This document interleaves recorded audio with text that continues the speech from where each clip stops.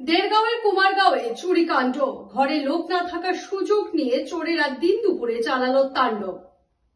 দেড়গাঁওয়ের কমারগাঁওয়ে চুরিকাণ্ড, অসমে প্রাক্তন মুখ্য সচিব প্রফুল্ল শর্মার বাড়িতে চুরির ঘটনা। মানুষ না থাকার সুযোগ নিয়ে দিন দুপুরে চোরেরা তাণ্ডব চালায়।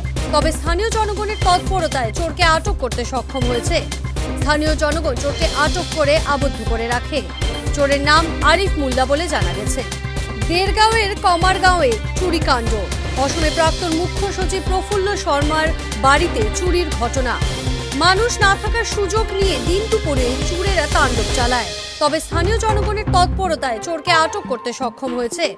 স্থানীয় জনগণ চোরকে আটক করে আবদ্ধ করে রাখে। চোরের নাম আরিফ মোল্লা বলে জানা গেছে। কি আরিফ আরিফ কি মোল্লা আরিফ মোল্লা আপু ঘর অরিজিনাল মরিনি পলালে হে মাসিন না ঠেলা লৈ আহিছিল মই ঠেলা লৈ তুমি ঠেলা লৈ আহিছা হিৰু ঠেলা লৈ আহা নাই হিৰু তোমাক কোনে মাতি আনিছে এই মই এইফালে আহোতে মই এইফালে ঘূৰি আহিছো মোক মাতিলে তই ভঙা ঠিক আছে তেতিয়া মই কৈছো তই আপুনি সোমাইছিলে ঘৰত? হ্যাঁ মই হি মাতি নিছিলে মই কৈছিলো ঘৰত আপুনি কি সোমোৱা নাই? না মই ভিতৰত বাহিৰ দৰ্জামুখত সোমাইছো তেতিয়া আপোনাক ব্যক্তি এজনে ধৰি উলিয়ালে? হি দিয়া নাই মাছাল দিয়া নাই হি মাল মানে ভৰাই আছে।